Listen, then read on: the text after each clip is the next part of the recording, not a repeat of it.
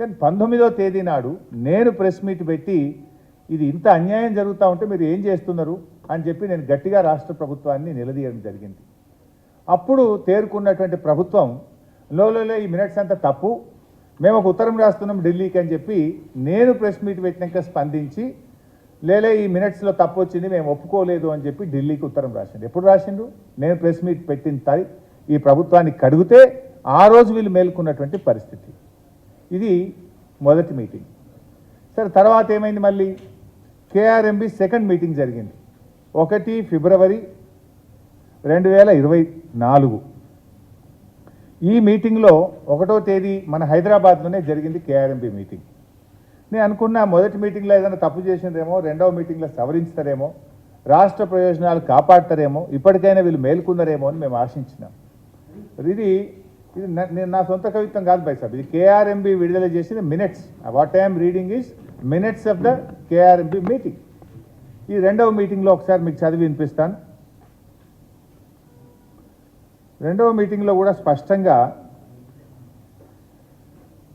the ENC government of Andhra Pradesh informed that they are ready to hand over all the outlets under their control of KRMB provided the government of Telangana state also hands over all the outlets under Telangana control to KRMB. తెలంగాణలో ఇస్తే మేము ఇవ్వడానికి రెడీగా ఉన్నామని ఆంధ్రప్రదేశ్ చెప్పింది.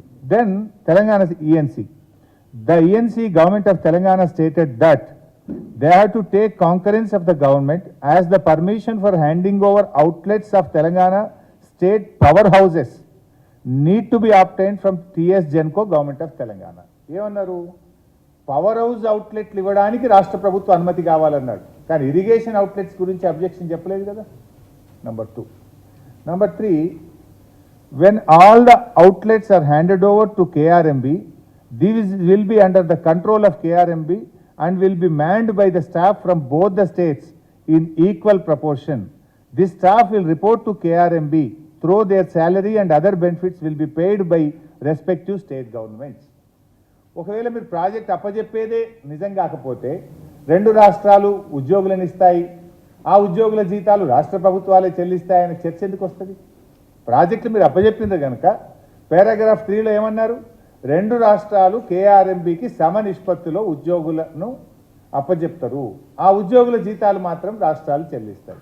మీరు ప్రాజెక్టులు అప్పజెప్పిందే నిజం కాకపోతే ఉద్యోగులు ఇచ్చే ప్రస్తావన ఎందుకు వస్తుంది? This is the minutes of the meeting. Number 2, ఇంకా మంచిగా వీడియోలోనే వినండి, వాళ్ళ మాటలుగా నేను చెప్పింది కాదు. You can listen their words. వాళ్ళు 2వ కేఆర్ఎంబి మీటింగ్ జరిగిన తర్వాత బయటకు వచ్చి ఆంధ్రప్రదేశ్ ఈఎన్సీ గారు, తెలంగాణ ఈఎన్సీ గారు మీడియాతో మాట్లాడారు. ఏం మాట్లాడారో ఒకసారి దయచేసి మీరే వినండి. To hand over monitoring and water releases of 15 outlets which are identified on both the reservoirs. దానికోసం స్టాఫ్ని ఎవరైనా పెట్టాలన్న దాని మీద so representation from both sides ఉంటారు. మళ్ళీ 3 మెంబర్ కమిటీ రికమెండేషన్స్ ప్రకారము కేఆర్ఎంబి రిలీజ్ ఆర్డర్స్ను ఇంప్లిమెంట్ చేయడము, ఎన్షూర్ చేయడము వాళ్ళ బాధ్యత అవుతుంది. ఏదైనా సడన్గా ఇఫ్ దేర్ ఆర్ చేంజెస్ అంటే రిలీజ్ ఆర్డర్ ఇచ్చిన తర్వాత ఆ వాటర్ అవసరం లేకుండా పోయితే ఏదైనా స్టేట్కి, ఎందుకంటే సడన్గా వర్షాలు రావచ్చు, అప్పుడు నీళ్ళను సేవ్ చేయడానికి ఏదైనా ఇష్యూస్ ఉంటే కూడా ఇమీడియట్గా 3 మెంబర్ కమిటీలో ఉన్న any member from any state represent చేస్తే accordingly modifications will also be taken up. ఈ సీజనల్ ఇప్పుడైతే 3 మ్యాన్ కమిటీ ప్రకారమే ప్రాజెక్ట్ ఆపరేట్ అవుతుంది. బట్ ఆపరేటింగ్ పార్ట్ మొత్తం కేఆర్ఎంబికి తీసుకునేటట్టు ఈరోజు నిర్ణయం జరిగింది. కేఆర్ఎంబికి కావాల్సిన స్టాఫ్ కానీ both states Telangana and AP వాళ్ళు మేము మా స్టాఫ్ వాళ్ళకి ఇస్తాం ఆపరేషన్కు. Water releasing quantum, water releasing schedule as per 3 man committee decision జరుగుతుంది. విన్నారు కదా బయట 2 రాష్ట్రాల ఈఎన్సీలు మీటింగ్ జరిగిన తర్వాత బయటకు వచ్చి ఈ వీడియో కూడా మీకు పంపిస్తాను. ఆంధ్రప్రదేశ్ ఈఎన్సీ గారు స్పష్టంగా కాంకరెన్స్ అనే పదం వాడిండ్రు. అంటే 2 ఈఎన్సీలు కూడా బయటకు వచ్చిన తర్వాత కేఆర్ఎంబికి ప్రాజెక్టులు అప్పచెప్తాం, ఉద్యోగులను అప్పచెప్తాం, నిర్వహణ అంతా కూడా కేఆర్ఎంబి చూసుకుంటుందని అంత స్పష్టంగా చెప్పినారు.